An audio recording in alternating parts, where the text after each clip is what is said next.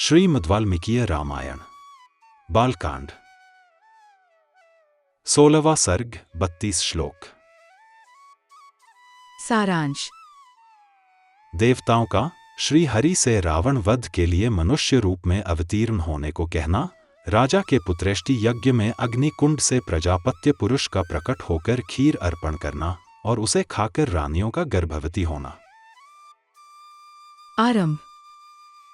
ओम श्री गणेशाय नमः। ओम श्री सीतारामचंद्राभ्याम नमः।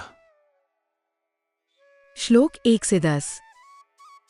तदनंतर उन श्रेष्ठ देवताओं द्वारा इस प्रकार रावण वध के लिए नियुक्त होने पर सर्वव्यापी नारायण ने रावण वध के उपाय को जानते हुए भी देवताओं से यह मधुर वचन कहा।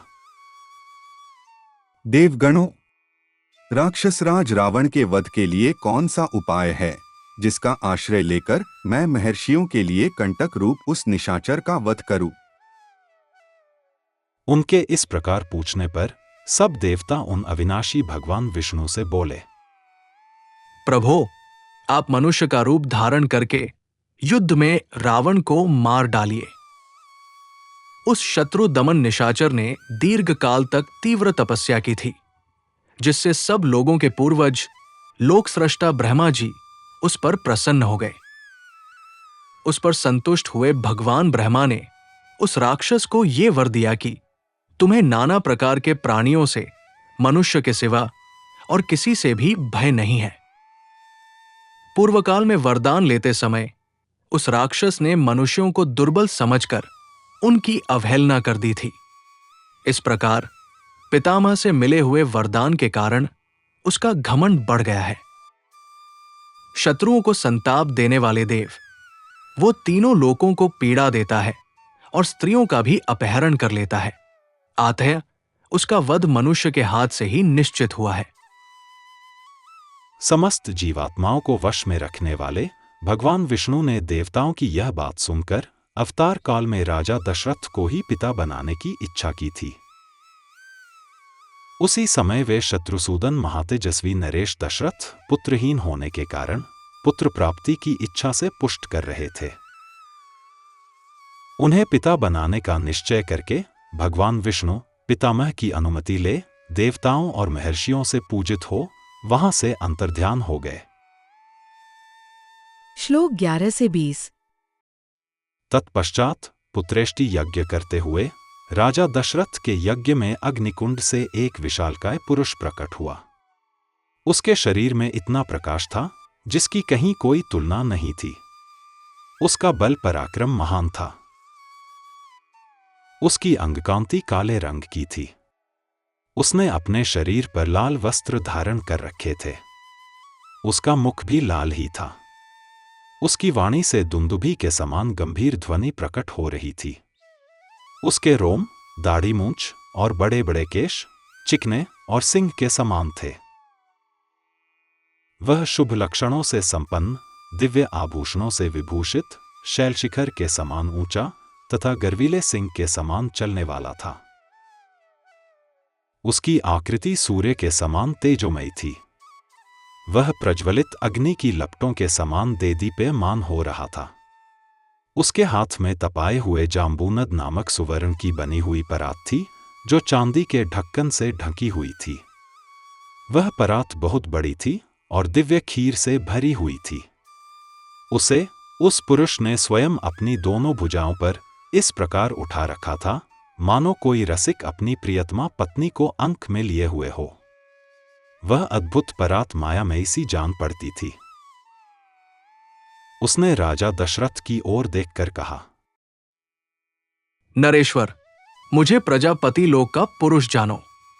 मैं प्रजापति की ही आज्ञा से यहां आया हूं। तब राजा दशरथ ने हाथ जोड़कर उससे कहा, भगवन, आपका स्वागत है। कहिए, मैं आपकी क्या सेवा करूं? फिर उस प्रजापत्य पुरुष ने पुनः यह बात कही, राजन, तुम देवताओं की आराधना करते हो, इसीलिए तुम्हें आज ये वस्तु प्राप्त हुई है। नृपश्रेष्ठ, ये देवताओं की बनाई हुई खीर है, जो संतान की प्राप्ति कराने वाली है। तुम इसे ग्रहण करो। ये धन और आरोग्य की भी वृद्धि कराने वाली है। राजन, ये खीर अपनी योग्य पत्नियों को दो। ऐसा करने पर उनके गर्भ से आपको अनेक पुत्रों की प्राप्ति होगी, जिनके लिए तुम ये यज्ञ कर रहे हो।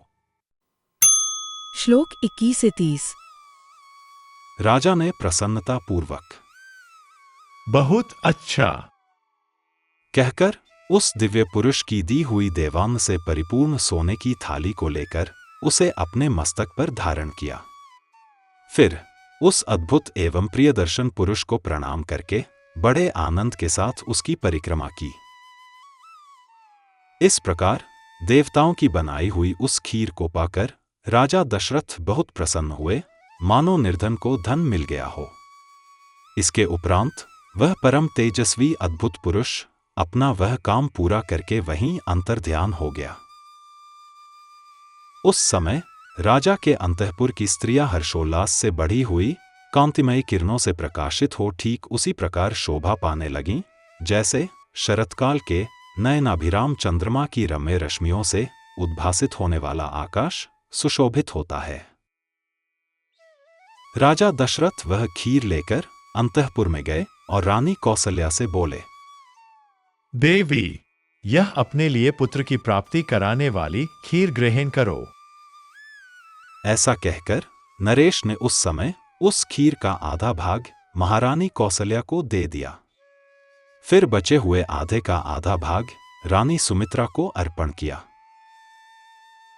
उन दोनों को देने के पश्चात जितनी खीर बच रही उसका आधा भाग तो उन्होंने पुत्र प्राप्ति के उद्देश्य से सुमित्रा को दे दिया। तत्पश्चात उस खीर का जो अवशेष आधा भाग था, उस अमृतोपम भाग को महाबुद्धिमान नरेश ने कुछ सोच विचार कर पुनः सुमित्रा को ही अर्पित कर दिया।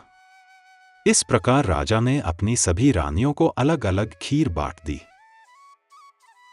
महाराज की उन सभी साध्वी रानियों ने उनके हाथ से वह खीर पाकर अपना सम्मान समझा।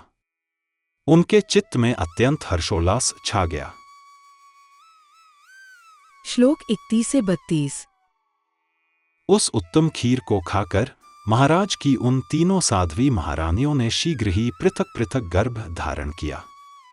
उनके वे गर्भ अग्नि और सूर्य के समान तेजस्वी थे। तदनंतर अपनी उन रानियों को गर्भवती देख राजा दशरथ को बड़ी प्रसन्नता हुई। उन्होंने समझा, मेरा मनोरथ सफल हो गया। जैसे स्वर्ग में इंद्र सिद्ध तथा ऋषियों से पूजित हो श्रीहरि प्रसन्न होते हैं, उसी प्रकार भूतल में देवेंद्र सिद्ध तथा महर्षियों से सम्मानित हो राजा दशरथ संतुष्ट हुए थे। इस प्रकार श्री वाल्मीकि निर्मित आर्ष रामायण आदि काव्य के बालकांड में 16वां सर्ग पूरा हुआ। Presented by doctor T.K. Bansal, a blind scientist.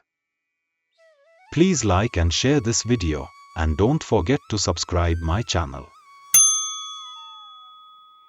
Jai Shri Ram.